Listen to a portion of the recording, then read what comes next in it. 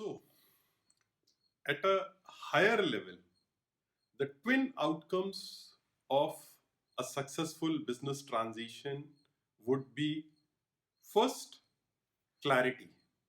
Clarity in the minds of all stakeholders. And second, I would say happiness, satisfaction, positive emotion around it. Now, let us get to specifics. Specific outcomes, first, I would say, is the date of transition. The date when the current leader will hang up his boots, his designation would change, and the new leader takes on this role and designation. There will be a lot of clarity and minimal ambiguity around roles. So this would come first from the titles. So the outgoing leader, is he going to be in an advisory role, a mentoring role, a board position, or no role in business?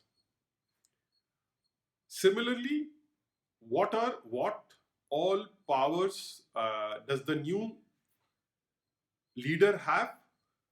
Areas where he need to consult the outgoing leader, the kind of information flow which should automatically go to the outgoing leader and other stakeholders. The next important thing I would say is clarity in the mind of the outgoing leader, that is there going to be a change in the governance style. Now, what do I mean by governance style? Broadly, there are three governance styles. First is like the controller or presidential form of government. Typically, founders, because of the fact that they are the creators both of the family and of the business, uh, they follow this method and everybody accepts their decision. Whatever they decide gets accepted easily. The second style is what I call the cabinet way of functioning or the sibling partnership, where there is one who is first amongst the equals. Now, this style is very different from the founders or the controllers style. The third form of governance is what I call a consortium or a coalition government. Again, the leader in a coalition government would function very differently from a sibling partnership or a controller model. So the new leader who comes in is clear in his mind what is if there is a change in governance style and how he would be adjusting to this style.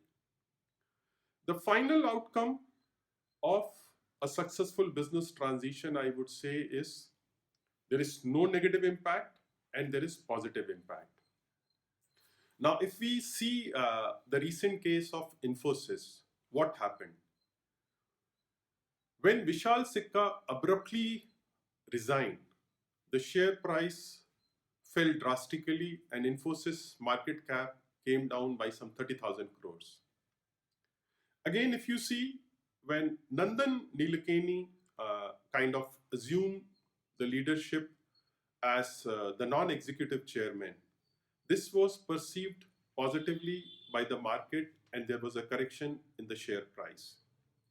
So how all stakeholders see this transition is critical. And a successful transition is where they see it positively and both in reality the business performance keeps growing up or accelerating. Thank you.